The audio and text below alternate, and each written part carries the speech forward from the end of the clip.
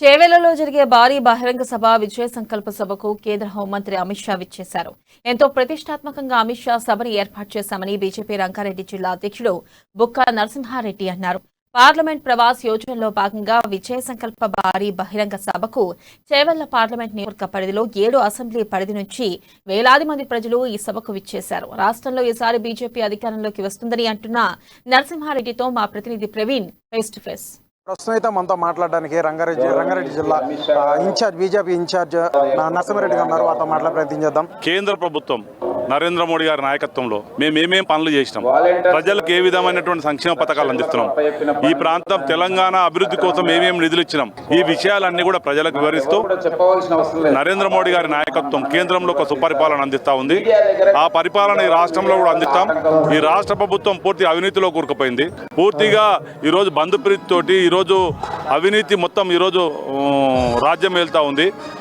ప్రజాప్రతినిధులందరూ కూడా ఈరోజు రకరకాలుగా ఈరోజు ప్రజలను మోసం చేస్తూ ఉన్నారు. ఇటువంటి పరిస్థితులలో ప్రజలు మార్పు కోరుకుంటా ఉన్నారు. కాబట్టి నరేంద్ర మోడీ నాయకత్వంలో ఉన్నటువంటి బీజేపీ ప్రభుత్వం ఇక్కడ రావాలని చెప్పి ప్రజలు కోరుకుంటా ఉన్నారు. కాబట్టి దానికి అనుగుణంగా అమిత్ షా గారు ప్రజలకు భరోసా ఇస్తూ మాకు మొట్టమొదటి చేవెళ్ల పార్లమెంటు ఒక బలమైనటువంటి పార్లమెంటు. మాకు ఇక్కడ గతంలో కూడా మంచి ఓటు బ్యాంక్ ఉన్నది. మేము గెలుపుగా చేవెళ్లను సెంటిమెంట్గా మేము ఇక్కడి నుంచే ప్రారంభించాలని చెప్పి గతంలో ఉన్నటువంటి అన్ని పార్టీలు కూడా సెంటిమెంట్గా చేవెళ్లను ఎన్నుకున్నాయి. మేము కూడా అదే సెంటిమెంట్ ఇక్కడి నుంచి ఎన్నుకొని మేము తప్పకుండా మేము అధికారంలోకి రావడానికే లక్ష్యంగా పనిచేస్తా ఉన్నాం. సబితా ఇంద్రారెడ్డి గారు ఆమె మాట్లాడేటప్పుడు ఆలోచన చేయాలి. ఆమె ఏ పార్టీలకు అయింది, కేసీఆర్ మీద ఏ విధంగా మాట్లాడింది, ఆమె ఈ ప్రాంతానికి వాళ్ళ భర్త కూడా ప్రాతినిధ్యం వహించండు, ఎంత అభివృద్ధి చేసిండు ఒక్కసారి ఆలోచన చేయాలి. ముఖ్యంగా సబితా ఇంద్రారెడ్డి గారు నేను అడుగుతా ఉన్నా, నీ హయాంలో ఇక్కడ ప్రాణహిత చేవెళ్ల ప్రాజెక్టు ప్రారంభించారు. మరి దాన్ని ఎందుకు మూసేసారు? దాన్ని ఎందుకు కొనసాగించలే? పాలమూరు రంగారెడ్డి తెస్తానని చెప్పి ఎందుకు దాన్ని అమలు చేస్తలేవు? ఇన్ని రోజులు నీ కేసీఆర్ గారు కేంద్ర మంత్రి ఉన్నాడు. గతంలో కాంగ్రెస్ ప్రభుత్వం ఉండేది ఈ ప్రాంతంలో. మరి బీజాపూర్ హైవేని ఎందుకు ప్రారంభించలేదు? ఈరోజు చెప్తా ఉన్నావు ఏం చేసిందని చెప్పి. ఈరోజు నరేంద్ర మోడీ ఏమి ఇచ్చిండో మా కేంద్ర మంత్రి కిషన్ రెడ్డి గారు చెప్పారు. ఈ రంగారెడ్డి జిల్లాకు కానీ అదేవిధంగా తెలంగాణకు కానీ ఎన్ని అభివృద్ధి నిధులు తీసుకొచ్చారు, ప్రజల సంక్షేమం కోసం ఏ విధంగా పనిచేస్తారు, నరేంద్ర మోడీ పరిపాలన దేశంలో ఏ విధంగా ఉంది. ఈరోజు కరోనా సమయంలో ఆదుకోవడం కానీ ఇప్పటికీ 3 సంవత్సరాల నుంచి ఉచితంగా బీద ప్రజలకు బియ్యం ఇస్తా ఉన్నారు. ఈ ప్రాంతంలో 111 జీవో ఎందుకు ఎత్తలేవు? మరి దాని మీద నువ్వెందుకు పోరాటం చేస్తలేవు?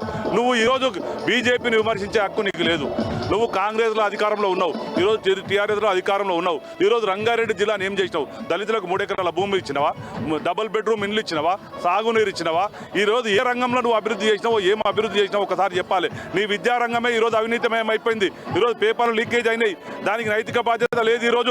ఈరోజు నీ స్కూళ్ళ పరిస్థితి ఏముంది, ప్రభుత్వ పాఠశాలల పరిస్థితి ఏముంది, దాని విషయంలో నువ్వు ఆలోచించు. పిల్లలు పురుగులు అన్నం ఉన్నదని చెప్పి పిల్లలు పోలీస్ స్టేషన్లో కంప్లైంట్ ఇచ్చేటటువంటి పరిస్థితి ఈ రాష్ట్రంలో ఉన్నది. దానికి నైతిక బాధ్యత వహించు. ఈరోజు కేంద్రంలో నరేంద్ర మోడీ గారిని అడుగుతా ఉన్నావు, మొదలు నువ్వేం చేసినావో చెప్పు. ఇక్కడ గతంలో హోంమంత్రిగా పనిచేసినావు, గతంలో మంత్రిగా పనిచేసినావు, ఇప్పుడు కూడా మంత్రిగా పడుతున్నావు. నీ సొంత ప్రాంతం చేవెళ్ళ, దీనికి ఏం అభివృద్ధి చేసినావు నువ్వు ఒక్కసారి చెప్పాలని చెప్పి మేము భారతీయ జనతా పార్టీ డిమాండ్ చేస్తా ఉన్నాం. మేము విజయంగా ముందుకు వెళ్తాం. ఎట్టి పరిస్థితుల్లో కూడా నెక్స్ట్ ప్రభుత్వం మేమే సాధిస్తామని చెప్పేసి కూడా ఒక నరసింహారెడ్డి గారు చెప్తున్న మాటలు అయితే మనం ప్రస్తుతం విన్నాం. వీడియో జర్నలిస్ట్ రాజుతో ప్రవీణ్, అమన్ న్యూస్.